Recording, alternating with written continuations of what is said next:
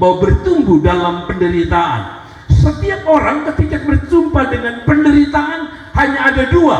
Penderitaan membuat dia trauma dan akhirnya membuat dia tidak mau buat apa-apa, atau penderitaan membuat dia memacu dia untuk melakukan sesuatu yang lebih baik. Dengar pesan ini baik-baik jemaat Tuhan.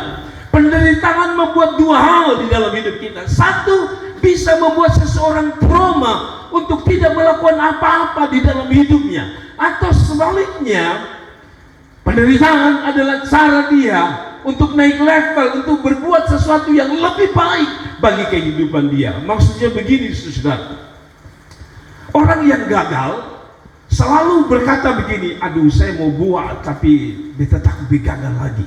Misalnya orang membangun hubungan cinta antara seorang pemuda seorang pemudi. Ketika dia gagal, biasanya ada trauma. Trauma ini membuat dia tidak bisa mau melanjutkan pada hubungan-hubungan dengan orang lain. Karena trauma tadi, bagi dia, itu dalam tanda kutip saya sebut penderitaan.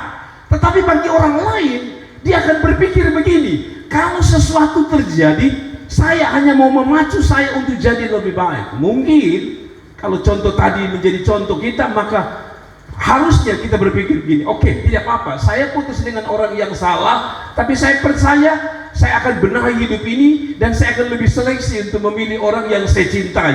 Maka ketika dia menjalani, dia tidak lagi dengan trauma di masa lalu, tetapi dia akan coba berpikir untuk apa yang saya bisa lakukan. Minimal saya mulai saring pilihan-pilihan hidup saya untuk saya bangun hubungan percintaan dengan seorang laki-laki atau seorang pria. Demikian saudara lihat, penderitaan bagi satu orang itu trauma yang membuat dia tidak bisa bikin apa-apa. Hasilnya adalah dia tidak dapat apa-apa.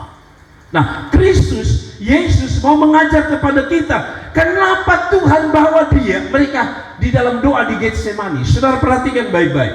Doa ke Getsemani ini bukan doa untuk buat minta mujizat. Saya ulangi lagi, waktu dia ajak para murid, semua dia ajak, walaupun nanti waktu dia mau ajak ke dekat doa itu dia hanya mengajak 3 orang, Petrus, Yakobus, dan Yohanes. Tetapi kalau saudara lihat konteksnya, saya akan ikut Yesus kalau pergi untuk berdoa mujizat. Saya kalau jadi Petrus pada waktu itu akan menolak. Karena apa? Karena dia pergi berdoa untuk apa? Untuk menghadapi penderitaan. Jadi ini bukan doa yang menggebu-gebukan orang. Maksudnya begini, ini ajakan doa bukan untuk doa berkat yang membuat orang banyak tertarik. Sampai-sampai doa itu tidak menarik, ajakan untuk doa di Getsemani tidak menarik, kata Alkitab, mereka semua tertidur. Kenapa? Karena bagi manusia penderitaan itu bukan bagian kami. Kalau bisa penderitaan itu pergi jauh dari kami. Makanya para murid tertidur. Ini bukan tema khotbah yang enak. Ini bukan sebuah ajaran yang membangkitkan semangat. Karena doa ini berakhir, yaitu Alkitab bilang, Tuhan bilang begini, jadilah sesuai kehendak-Mu. Apa itu? Salib, penderitaan. Hari-hari ini banyak orang seperti itu. Ketika khotbah firman Tuhan yang datang kepada kita bukan bicara berkat dan mujizat, banyak orang pergi, mundur daripada Tuhan.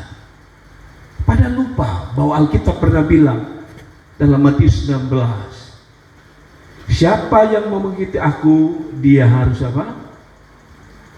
Pikul salib. Kekristenan bukan bicara identik dengan mujizat dan berkat. Kekristenan sejati itu berhubungan dengan salib. Tidak ada kata amin.